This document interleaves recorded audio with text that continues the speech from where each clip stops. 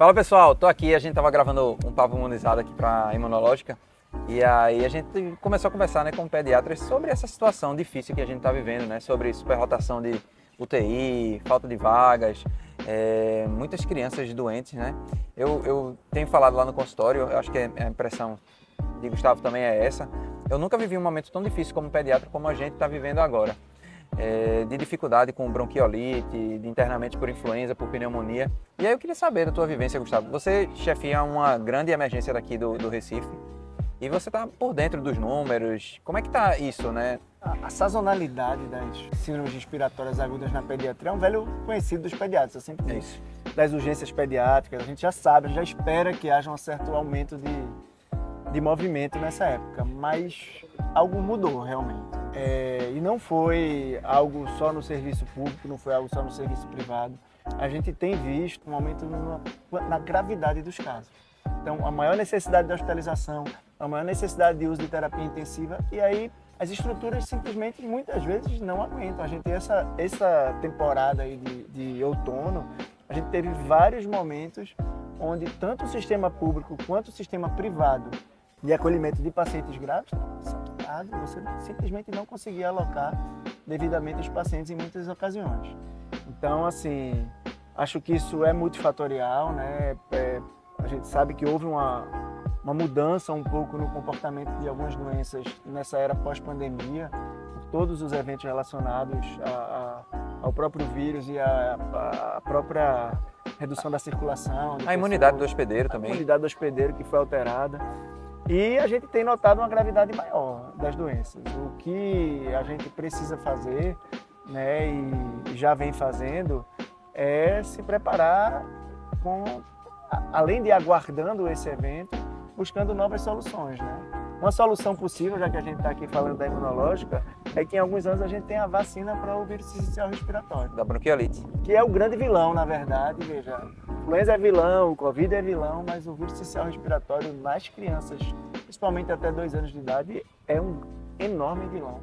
E é uma doença traiçoeira, né? Assim, tudo começa bem, lá para o 4º, 5º dia vem uma tempestade e a criança que estava ali só com um mini resfriado está entubada. E sem tratamento direto no vírus, né? É de suporte. O tratamento é suporte. Vamos falar de futuro, né? Um futuro bem breve.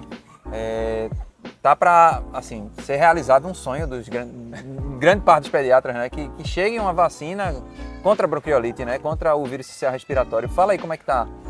A gente sabe que essa vacina ela está em produção, na verdade é uma busca constante, né, dos laboratórios, porque o vírus sincicial respiratório talvez seja o grande vilão desse período de síndromes respiratórias agudas na infância desde sempre, né? Principalmente nas crianças menores, até os 2 anos de vida.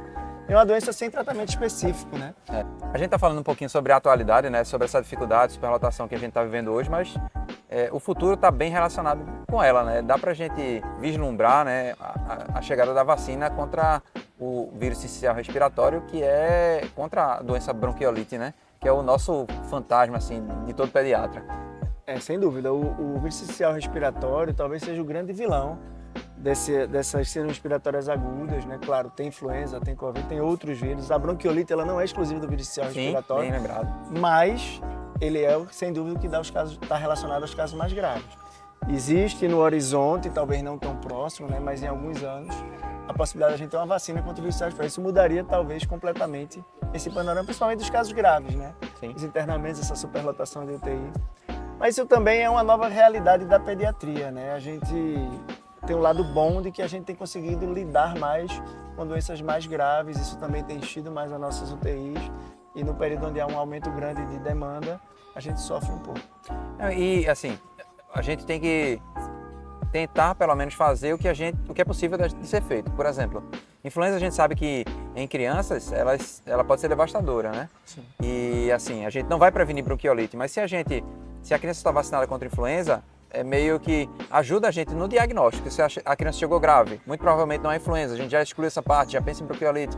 Tem toda a consequência de estar vacinados para outras doenças, não é isso? Sem dúvida. E veja, eu sempre digo assim, eu sou nefrologista, eu digo, a pessoa não é um rim, né? É isso. O indivíduo, a saúde do indivíduo é como um todo. O que ele come, o que ele faz, como ele se comporta, o amor que ele recebe, e as vacinas que ele recebe Massa. também. Boa. Então, assim, tudo isso influencia, né? Então, você ter saúde como um todo lhe protege. Eu sempre digo, o fator de risco principal para qualquer doença é a sua falta de saúde prévia, né? Seja ela adquirida, muitas vezes é congênita, né? Pessoas que têm dificuldade de imunidade ou têm predisposição a quadros como asma, etc. Sim, Mas esse é o maior fator de risco, né? sim. De gravidade para as doenças. Então, ter saúde de uma maneira geral e estar vacinado, estar bem alimentado, é ter saúde, né? E assim, Tá protegido. para que fique aquela mensagem, né? Esse momento tem de tudo, assim, para passar, né? A gente vai passar Já por tá mais esse passando. momento, a gente já vai sair mais forte, né? Felizmente, essa tempestade realmente já está passando, mas essas coisas acontecem para nos conscientizar, né? Da necessidade da gente estar protegido para o que dá.